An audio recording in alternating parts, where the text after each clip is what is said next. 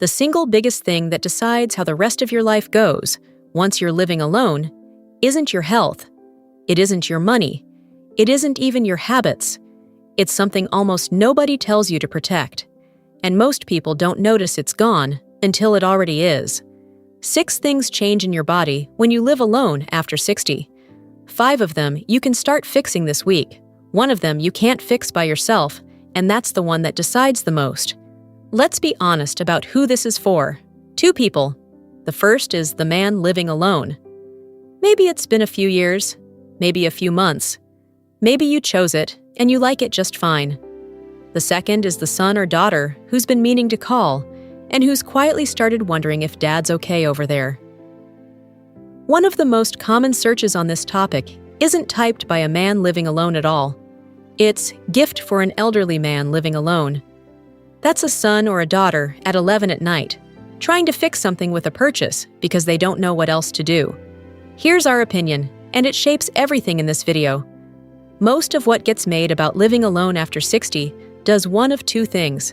It scares you, or it ignores you. Neither one helps anybody, so we're not going to do either.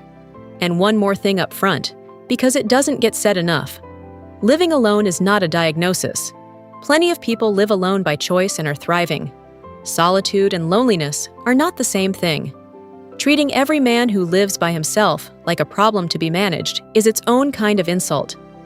Instead, we'll walk through 6 things that genuinely change, real numbers from real research, and what to do about each one. Let's start with the cheapest one. It costs nothing, and almost nobody does it on purpose. Your body doesn't run on the clock on the wall. It runs on light. Researchers at the Salk Institute published work in the journal Science showing how this works. There are specialized cells in your retina, separate from the ones you see with. Their entire job is telling your brain whether it's day or night. They aren't for vision, they're for timing. When you were working, that timing got set for you. You got up because you had to. You left the house because you had to. Live alone with nowhere to be, and nothing sets it. You can go 3 days barely seeing real daylight. Your body clock drifts, and everything downstream of it drifts too. Sleep, appetite, energy, mood. Here's where we'll say something plainly.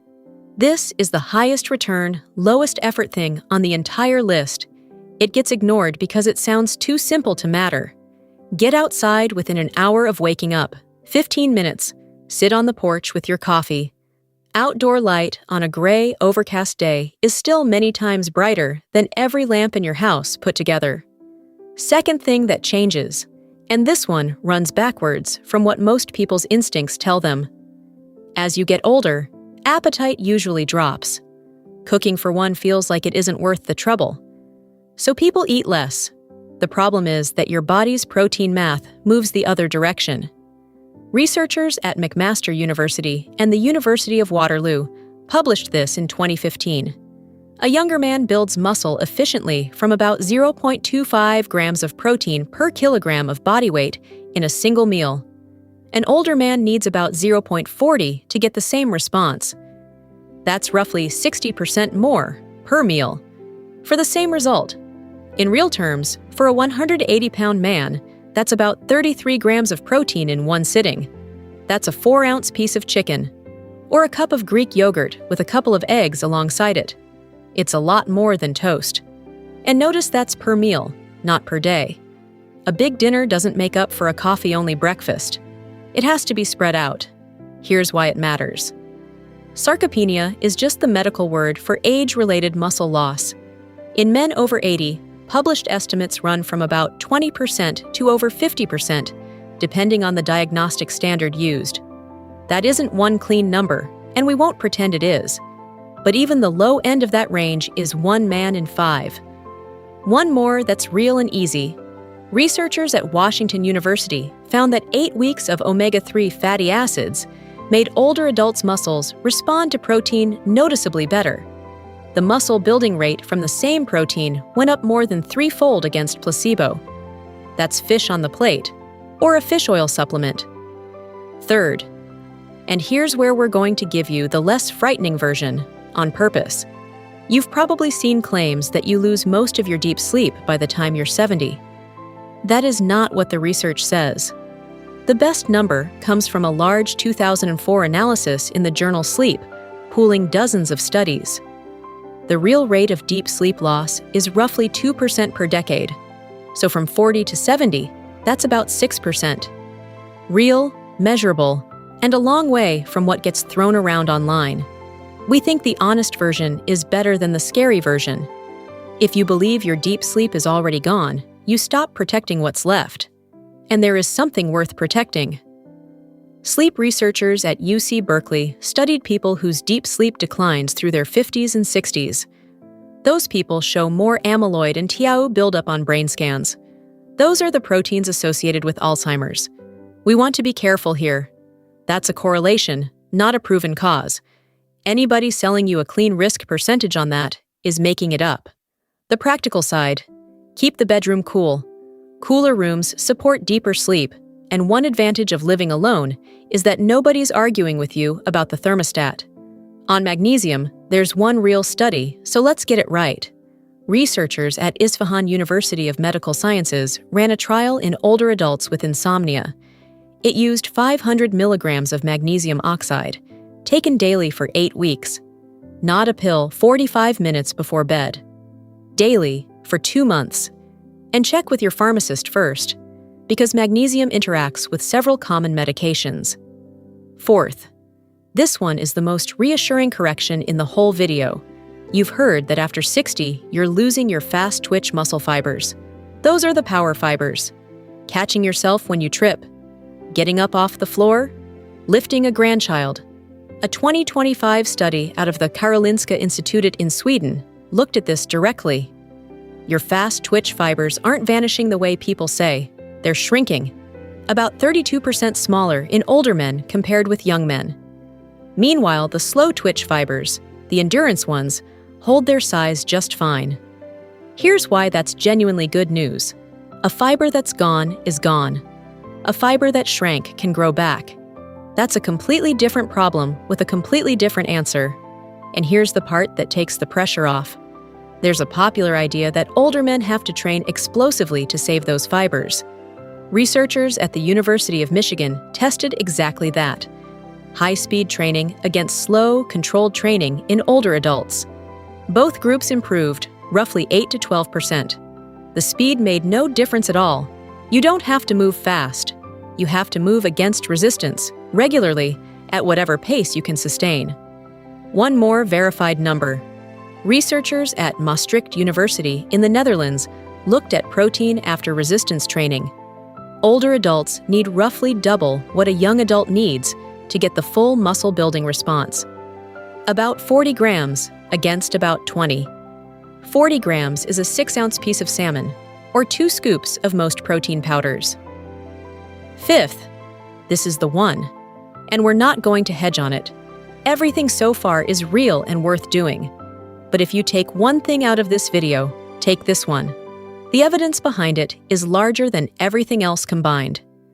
In 2015, a research team led by Julianne Holt-Lundstad published an analysis pooling data from about 3.4 million people. Loneliness and social isolation were tied to a 26% higher risk of dying over the study periods compared with being socially connected. 3.4 million people. That's not a small study you can wave off. It's one of the largest bodies of evidence on this subject. And it isn't just a feeling with a statistic attached. It shows up inside your cells. Researchers at the University of Chicago and UCLA looked at gene expression in chronically lonely people. They found 209 genes behaving differently. 78 turned up, 131 turned down. And the pattern isn't random. The inflammation genes get louder. The genes that run your antiviral and antibody defenses get quieter. Think about what that means. Loneliness turns inflammation up and turns your immune defense down at the level of which genes your body is reading. That's not a mood. That's a measurable biological state. Now here's why this hits men living alone harder than most people expect. The University of Michigan runs a national poll on healthy aging. About 1 in 3 older adults report feeling isolated. And here's the number that explains a lot. Older men are more likely to be partnered than older women. 73% against 60%. That sounds like an advantage. Our read is that it's the opposite. For a lot of men of this generation, that one relationship was the entire social operation. She kept the calendar. She remembered the birthdays. She was the reason you ever saw the neighbors. So when she's gone, it isn't one relationship that ends. It's the whole structure that was carrying all the others. That's not a character flaw. It's how a lot of men were taught to build a life. But it does mean the rebuilding has to be deliberate, because it won't happen by accident. Which brings us to the 6th thing, and honestly, the reason we made this video. Stay connected is useless advice. It's the health equivalent of be happier. Nobody has ever rebuilt a social life off of it. So here are 4 real programs, named, currently operating, and we checked all 4 this month.